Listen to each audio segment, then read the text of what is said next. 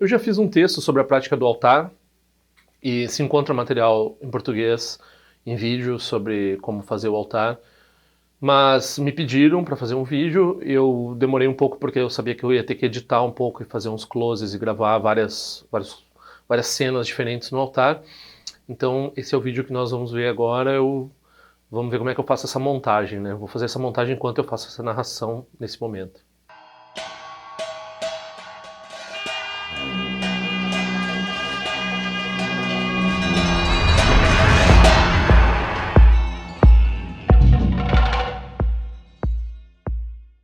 Então, em primeiro lugar, é bom lembrar, no meu texto tem um erro, por exemplo, né? Então com certeza esse vídeo também vai ter algum erro ou outro. Isso é uma prática que a gente vai depurando, vai aprendendo, né? Vai fazendo cada vez melhor. Eu não sou a melhor pessoa para ensinar, eu não sou autorizado a ensinar. Eu acho que é uma coisa relativamente ok de ensinar, né? De falar sobre isso. No templo eu cheguei a explicar isso para algumas pessoas algumas vezes quando a gente ia fazer e tal. Então não acho que é um problema muito grande. Mas, tendo dito isso, com certeza comece o altar se você não tem contato com o Dharma ainda. Mas você vai precisar encontrar um professor, vai precisar encontrar a sangha, verificar o que você está fazendo. Tem variações. Aqui nós vamos estar falando do budismo tibetano, do jeito que eu aprendi, do jeito que mais ou menos está nas palavras do meu professor perfeito. Tem essa prática descrita lá nas palavras do meu professor perfeito. Tem ensinamentos em profundidade sobre isso, eu não vou entrar aqui em detalhes, por exemplo, do que significa quando você derruba água, né? Você está desperdiçando Dharma. Quando você bate as tigelas, quando faz barulho, quando está um barulho desagradável, quando está fazendo o altar, vai ter briga, você vai, né, tem uma certa previsão, a adivinhação do altar, assim, quando você está fazendo, você tem algumas coisas acontecendo, indica que a tendência é que aconteça esses problemas. E também tem uma explicação muito bonita sobre as 6 perfeições na prática do altar, né? Então, a própria prática do altar é a generosidade, da disciplina é fazer tudo direito, alinhar as tigelas corretamente, né? Então, né, tem diligência, paciência, concentração, e tem sabedoria. Sabedoria é saber que as 3 esferas, o objeto de oferenda, no caso o Buda Dharma e a Sangha, a oferenda, no caso as águas, etc., que tem no altar, e nós mesmos são inseparáveis, né? Somos inseparáveis, esses 3 âmbitos de oferenda. Então esse é o aspecto de sabedoria. Então tem ensinamentos, a pessoa pode ouvir sobre isso um dia inteiro, 2 dias, 3 dias, ela deve ouvir vez após vez, e deve receber as instruções práticas também sobre como fazer o altar, né? Então a partir disso ela vai depurando a prática dela e o altar também vai melhorando. A pessoa pode começar com um altar bem simples, eu vou mostrar o altar mais simples possível aqui, e depois a pessoa vai sofisticando o altar dela e esperamos, todos nós, que um dia nós tenhamos a possibilidade financeira, a liberdade e a vontade de construir prédios específicos como lugares de prática e altares, né? Então a gente começa tendo um cantinho na cozinha e depois a gente vai um dia, todos nós vamos ter uma terra pura inteira como uma oferenda ao Buda.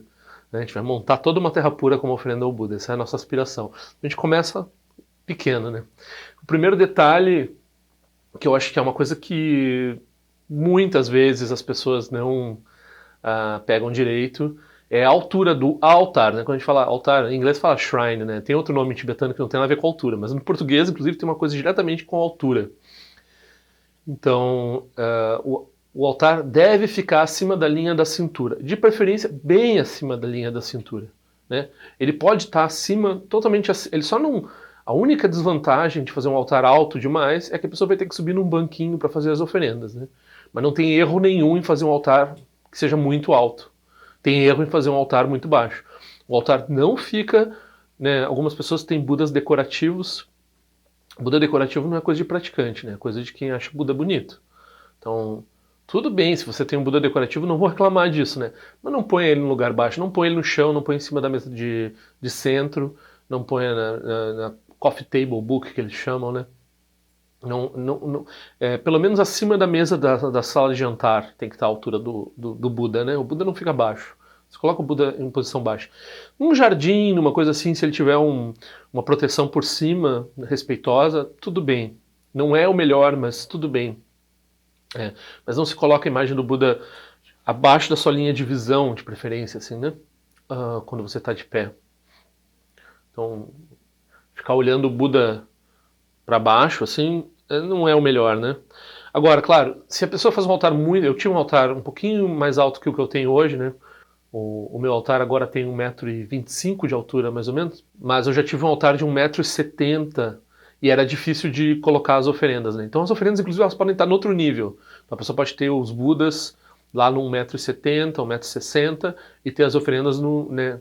Mas de um jeito que fique bonito, claro. Um jeito que fique harmonioso, né? Então a pessoa pode desenhar um móvel específico para isso. Se a pessoa tem gatos, como é o meu caso, né? E os gatos são travessos e querem ir no altar tomar água e comer os biscoitos. Então a pessoa pode fazer um altar fechado com vidro, né, ou dentro de um armário, né?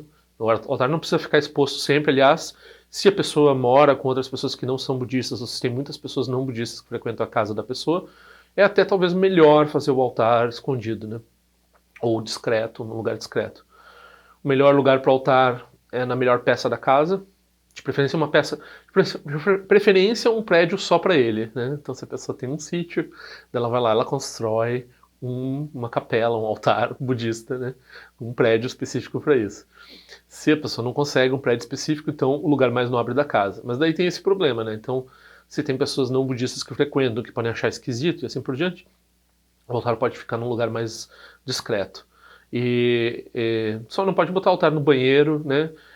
Entre o quarto e a sala é melhor a sala, entre a cozinha e a sala é melhor a sala, né? Mas se quiser botar na cozinha é possível também, não é a coisa mais respeitosa, mas é melhor ter um altar do que não ter. Então se a pessoa não puder ter na sala, a pessoa põe no quarto. Se a pessoa não puder ter no quarto, põe na cozinha, vai onde der. Se a pessoa não puder ter ele aberto, tem ele fechado, por causa de gato, por causa de visita, tanto faz, né? Então, o primeiro ponto é esse, ele tem que ser alto num lugar legal, né? Tem que ter um tamanho adequado também, adequado ao que você vai colocar no altar. Eu vou mostrar aqui o altar mais simples, que é uma imagem do Buda. É importante que essa imagem seja consagrada, né? No caso das imagens, das pinturas e dos desenhos e das reproduções, etc. Normalmente os lamas eles colocam as sílabas nos pontos, né? Na testa, na garganta e no coração da deidade. E isso é o ato de consagração da imagem para uso, né, num altar, para ser um objeto de adoração, né? Como se o lama imbuísse esse objeto da presença da linhagem, né? No caso das estátuas, né, é feito também prática e é colocado substâncias dentro do fundo oco dessas estátuas, né? Então essas estátuas até é um indício, assim, quando uma estátua... Porque durante a invasão chinesa no Tibete teve muitos templos saqueados, roubados, etc. Então se o lacre está rompido no fundo de uma estátua antiga que você está comprando, provavelmente ela foi roubada de um templo, é melhor não comprar. Se a estátua está com lacre totalmente aberto, né? Ou se ela não tem lacre, ou se ela está vazia, etc. É uma estátua boa para consagrar. Algumas estátuas não têm o espaço para consagração, então elas não são estátuas adequadas para botar num altar. E isso você dá para uma pessoa, para um lama, ou para uma pessoa que seja autorizada a fazer a consagração. Ela faz prática, ela coloca as substâncias de acordo com a linhagem ali dentro.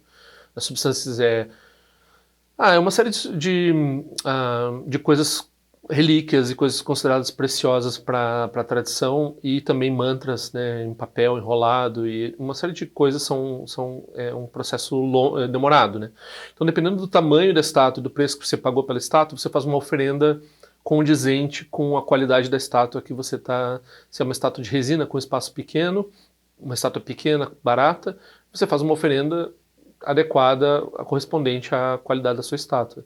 Se você mandou fazer uma estátua com detalhes em ouro, enorme, com um fundo enorme, que vai demandar um monte de substância, daí você tem que fazer uma oferenda condizente também com o tamanho da estátua que você está fazendo, que você está querendo colocar no seu altar, né? Mas em todo caso é muito importante, é imprescindível levar as suas imagens e as suas estátuas para consagração para uma pessoa que saiba fazer isso, para uma pessoa da linhagem, né? Então não é adequado fazer oferendas e fazer prostrações e montar um altar para objetos não consagrados. Aí a gente diz, mas eu já fiz... Bom, vai fazendo, né? Então considera que a sua prática está consagrando, mas qual é a sua prática? Essa prática não é nenhuma, a minha prática não é nenhuma. Então nosso poder de consagração, ele existe, mas ele é irrisório, né? Então, uma hora você se compromete a levar isso para uma pessoa que tenha qualificação para fazer isso, né? Só para lembrar que eu imprimi esses cartõezinhos, quem quiser receber, me manda o endereço aqui pro meu e-mail. Eu estou mandando para quem me pedir, mas com preferência para aqueles que contribuíram para o canal. Então tem algumas pessoas que contribuíram e não me mandaram o endereço ainda. Por favor, me envie o endereço. Obrigado. Então a pessoa precisa de uma imagem consagrada e de uma tigela de água. Então, e a imagem principal que ela deve ter sempre um Buda Shakyamuni, né? O Buda dessa era, que era o Siddhartha Gautama, o Buda, a gente chama de Buda Shakyamuni, precisa ter uma imagem do Buda Shakyamuni, né? Esse é um altar budista. Aí as outras, se a pessoa quiser ter o segundo menor altar possível, ela coloca uma estupa e um texto. A estupa pode estar, a ordem pode ser estupa em cima, texto no meio e a imagem do Buda embaixo, ou eles podem estar um do lado do outro, não tem problema. A pessoa pode fazer uma oferenda de luz também, a pessoa pode fazer uma oferenda de incenso, deve fazer uma oferenda de incenso, mas se ela fizer uma oferenda de água, tudo bem.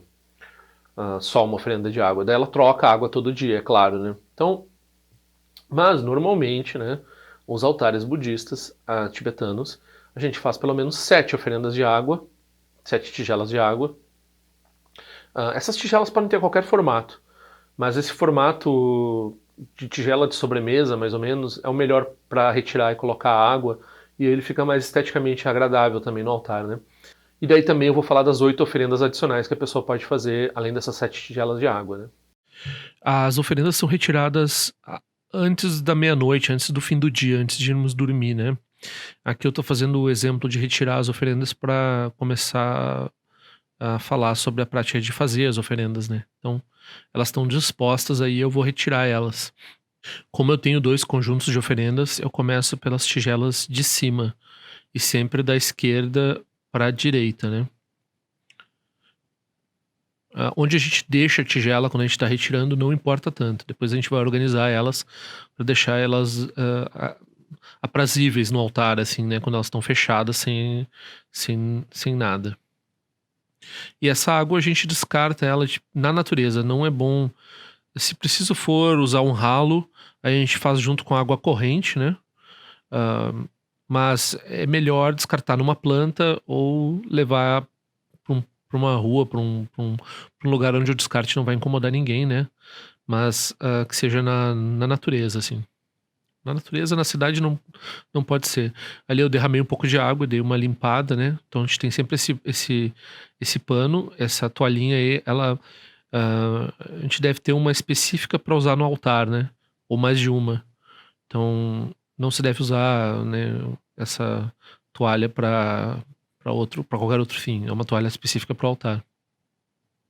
E aqui isso não faz parte da prática, mas é um jeito fácil para secar elas, é aglomerar a água residual numa tigela final para também descartar, né? Então coloca na jarra para descarte. E as tigelas dispostas desse jeito já tá ok, elas estão alinhadas, viradas, emborcadas, né? Então tá ok, tá bonito deixar assim. Se a pessoa quiser, ela pode variar isso e fazer empilhar elas desse jeito, ou empilhar elas. Isso também é tradicional, também se faz assim, essa prática de deixar as tigelas empilhadas. É bom manter o altar limpo, né? No meu caso, meu altar não tá muito limpo. Como eu moro em apartamento, meu descarte não é tão simples, né? Eu tenho que levar essa água na rua para efetuar o descarte, a oferenda para os, né, outros seres, para os demais seres. Depois que a oferenda é feita no altar, ela é feita para outros seres, né? Aqui eu tô aproveitando para renovar as outras oferendas, né? A flor já tá meio murcha e o alimento, né? No caso, uma bolachinha já tá um bocado de tempo ali, 3 dias, uma semana, a pessoa pode fazer pode refazer essa oferenda o quanto quiser, pode refazer todo dia também, né? E essas coisas também são descartadas, essas oferendas também são descartadas na natureza. Mais difícil o descarte, né? Tem que encontrar uma árvore, um lugar que não vai ser perturbado, assim, de preferência, né? Não vai ter gente caminhando em cima. Então a gente pega a água nova, né? Na torneira, ou se quiser oferecer água mineral, se a pessoa for abastada, pode oferecer a melhor água possível, né? O ideal é não respirar em cima das oferendas quando você está fazendo, né? Mas se a pessoa quiser usar uma máscara cirúrgica, ou tradicionalmente se ata um catá, né? Essa encharpe de seda na boca, né? Então a gente coloca um pouquinho de água na tigela. É assim que a gente começa as oferendas. É importante não virar as tigelas, não deixar as tigelas vazias, abertas no altar. Elas têm que ter pelo menos uma gotinha de água, né? Então a gente vai passando de uma tigela para outra essa água, deixando um pouquinho de água na tigela anterior. Então sempre vai ficando uma gotinha na tigela anterior. E também a pessoa pode já ir dando uma organizada nas tigelas, né? No meu caso aqui eu não sou muito ordeiro, então eu vou botar umas aqui, umas acolá, mas depois, antes de encher, a pessoa ah, arruma direitinho as tigelas no lugar, né? E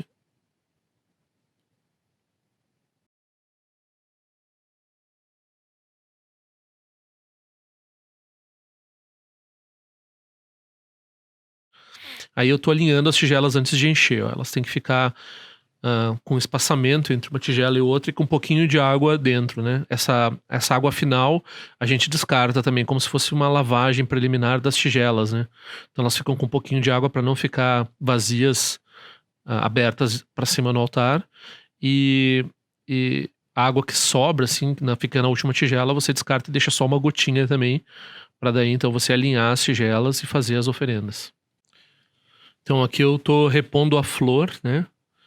Eu compro essas flores no supermercado, elas duram uns 4 dias, não tem muita iluminação aí nessa peça, né? Então elas sofrem um pouco com a falta de luz.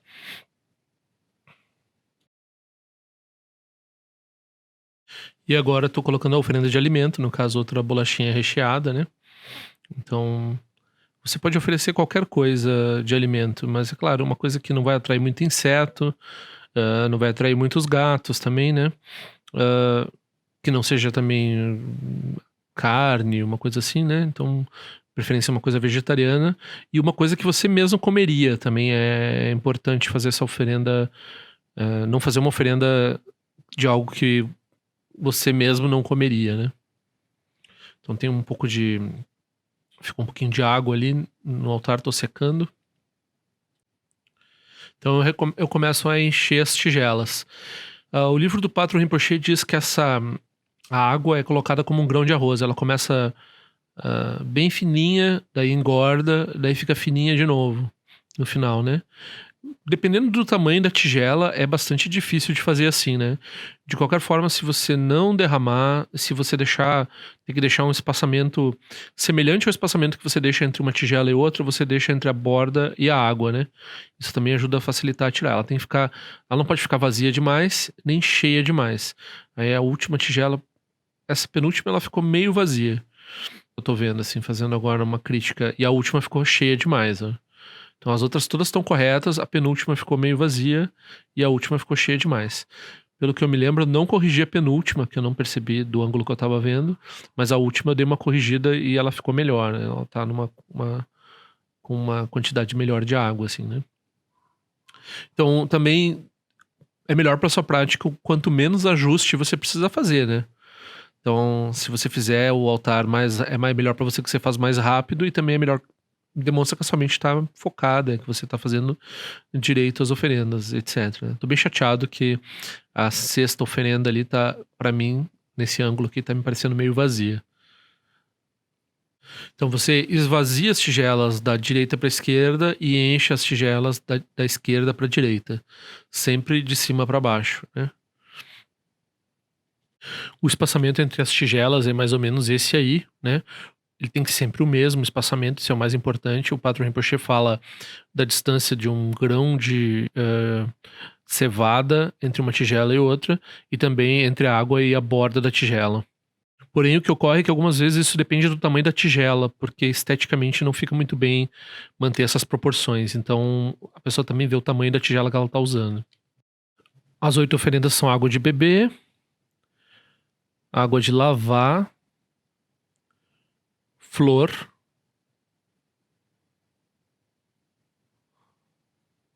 incenso, Aqui esse incenso a gente não queima, né? Ele é um exemplo de incenso. É uma lamparina, é melhor usar uma lamparina, mas como eu tenho medo de incêndio, né? E isso é perfume, comida e som, né? Esse é um radinho que dá para usar uma tincha ou um outro instrumento musical. Dá para fazer do jeito que a pessoa achar melhor. Então, ao final do altar, a gente faz a oferenda de incenso, né? Esse daí é como a apresentação do incenso tibetano. A gente acende, é importante não soprar para apagar, né? Quando a gente for apagar o incenso, a gente sacode ele. Eu não, eu não sei até que ponto isso é superstição tibetana, mas a pessoa pode encarar como treinamento da mente, né? Aí ela oferece, né, antes de colocar no incensário, ela faz uma lemniscata, né, um símbolo do infinito, um 8 deitado no ar, na frente da imagem do Buda, né? Então a gente dispõe do incenso no incensário e antes de fazer a prostração a gente consagra as oferendas, né? Aqui eu vou usar um vaso que é o modo tradicional de aspergir as oferendas é com esse bumpa, né, que chama, com essa água consagrada. Mas se a pessoa não tem, ela usa um vaso de flor qualquer e coloca água e ela asperge o altar fazendo Om Ahum, Om Ahum, Om Ahum. E esse mantra Om Ahum, ela pode fazer durante toda essa prática. Toda a prática de altar, ela pode fazer Om Ahum, Om Ahum. E então esse é o momento de fazer as 3 prostrações diante do altar. Então, no Buda, no Dharma e na excelente assembleia da Sangha, até que eu alcance a iluminação, neles eu tomo refúgio. Por meio de minha prática das 6 perfeições, possam todos os seres atingir o estado búdico. Sanjay Chodan Sochi Chonan La Janchu Bardo Dagni Chapsuchi Dagi Jinso Chipesonanchi Drola Pentir Sanjay Drupar Show. Então, sobre o sentido de fazer tudo isso, tem o meu texto lá, né? Eu entro bastante detalhes sobre o que é treinamento da mente, como isso é uma prática de meditação, o que externamente parece tanto ritual e tanto detalhe. Não é, né? O problema é que quando a gente começa qualquer coisa, parece que é muito difícil, mas depois que a pessoa se acostuma a fazer, não tem dificuldade nenhuma em fazer isso, né? E essa é uma prática que existe em todas as formas de budismo. Ela pode ser menos elaborada, como eu mostrei no altar bem simples, né? Ela pode ser só um Buda, uma imagem do Buda e um incenso. E ela pode ser tão elaborada quanto todo um Drupchen, né? Um Drupchen também é uma forma de dispor um altar na forma de uma mandala há uma semelhança entre essas práticas, né? E como eu disse, isso no limite é um lama, é um ser realizado que constrói uma terra pura para as pessoas fazerem oferendas ao Buda, para as pessoas fazerem prática e, né, para os Budas surgirem, para os Budas aparecerem nesse campo de oferenda que foi feito, né? Então essa prática é uma prática que a gente deve fazer todo dia, se a pessoa vê valor no Dharma, se ela quer continuar no Dharma vida após vida, ela precisa gerar marcas mentais, né? A melhor forma de gerar marcas mentais é gerar esse tipo de hábito com relação ao que é feito tradicionalmente. Quanto mais tradicional ela fizer, mais ligado à tradição que ela fizer, ela vai se conectar, né? A interdependência funciona assim. A gente fortalece os hábitos que a gente quer ver frutificar. Os hábitos hábeis são aqueles que levam a gente a reencontrar o Buda, reencontrar a Sangha, reencontrar o Dharma. Então, eu espero que isso encoraje. Eu já tive a felicidade de ver algumas pessoas mandando foto dos seus altares que elas fizeram inspirados no meu texto e sempre tem uma coisa ou outra assim para ajustar, mas isso vai ser para sempre. Então eu tenho sempre coisas para ajustar. Com relação à sujeira do meu altar, eu tenho uma história tradicional, uma desculpa vágira tradicional com relação a isso. Tem essa história desse lama que fazia prática numa caverna e ele soube que ele ia receber a visita de um guru dele, de um Rinpoche, ia ver ele, né? Então imagina, você está fazendo prática ali há 6 meses, 1 ano, 3 anos, e daí você vai receber a visita de um dos seus professores, ou de um grande professor, assim, e ele vai viver a sua prática, vai vir o seu lugar de prática, né? E ele, ai meu Deus, o cara vai vir aí, né? Tem que arrumar tudo pra chegada dessa pessoa, né? Então, ele limpou, o altar estava imundo, né? Ele limpou tudo direitinho, assim. Aí no fim ele olhou para aquilo, bem perfeito, limpo, assim, e disse: Nossa, isso tá uma hipocrisia sem fim, né? Então ele pegou um punhado de terra e jogou em cima do altar. Para não parecer que ele estava, né, ele estava fazendo estava embrulhando, o Rinpoche falava que a gente faz uma cara, assim, dá ares de que a gente é excelente, né, mas no fundo a gente está tudo corrompido, então é como um cocô embrulhado em papel de presente, né, você acha tão bonito, assim, e abre só cocô. Então, né, não estou desculpando, mas de fato, várias vezes eu pensei em fazer esse vídeo e eu pensava, mas tem tal coisa, a flor tem que comprar uma flor nova. E daí a conclusão que nós chegamos, eu e meu ajudante, o Darjan, né, o cinematografista, e o cameraman, que emprestou também alguma das câmeras que a gente usou 4 câmeras contando com essa aqui. Não, e a edição, claro, poderia ter ficado bem melhor e tal, mas a gente chegou à conclusão, e é mais pura verdade, se a gente tentar fazer perfeito, a gente não sai nunca do lugar, né? E eu acho que é um obstáculo que muita gente tem com relação à prática, senta para meditar e vê que vem um monte de coisa, daí a pessoa desiste, porque ela não está meditando perfeito desde o primeiro minuto que ela está fazendo prática, né? E o altar também. Então o altar, ele vai ser engembrado, improvisado por muito tempo, e a gente vê mesmo os centros de Dharma sempre continuamente melhorando a disposição das coisas no altar e fazendo, né? Então chega uma hora que tem que limpar as tigelas, tem que lustrar as tigelas, ou dar um banho de metal nas tigelas, né? Para dar uma renovada, comprar tigelas novas, melhores. E isso é sem fim, né? Se eu for ver, né, nos meus quase 20 anos de prática, os meus altares ao longo do tempo, eu me lembro que uma coisa que ajudou bastante foi aumentar um pouco o tamanho das tigelas.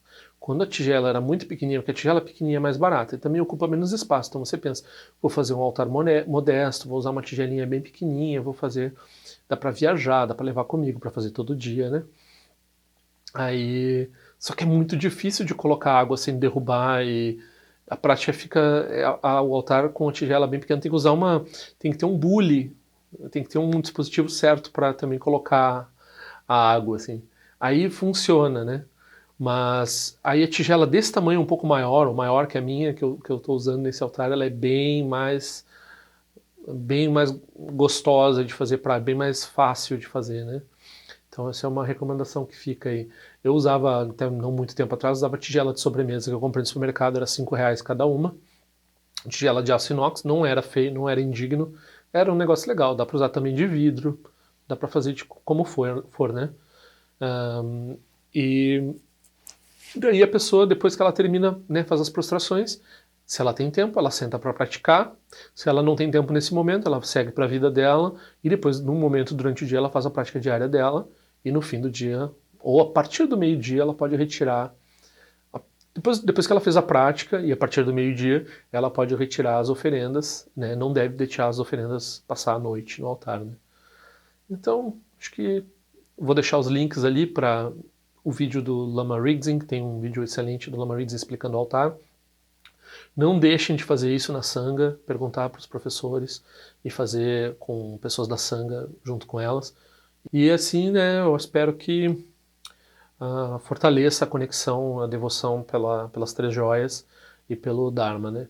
Outra coisa que é importante é não misturem, né, então não coloca guru que não é budista no seu altar. Quer dizer, a não ser que você queira fazer um altar universalista ou não religioso, mas daí também não precisa usar essas regras que eu estou falando. Daí fala de qualquer jeito, porque não tem nada a ver com o que eu estou falando, não tem nada a ver com o meu canal, não tem nada a ver comigo. Você fala do jeito que você quiser.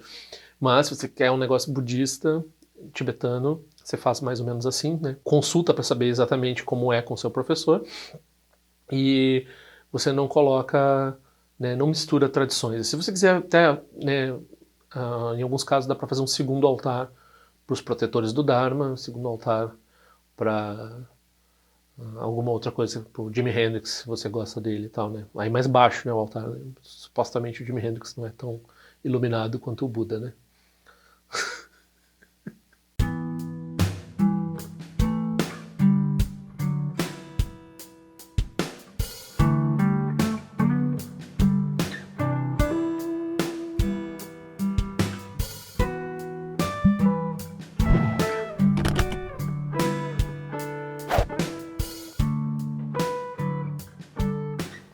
Ei, não esquece de se inscrever no meu canal, é importante para mim.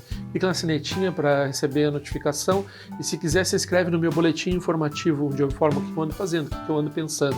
Também para contribuir de alguma forma com esse canal, esse é o endereço.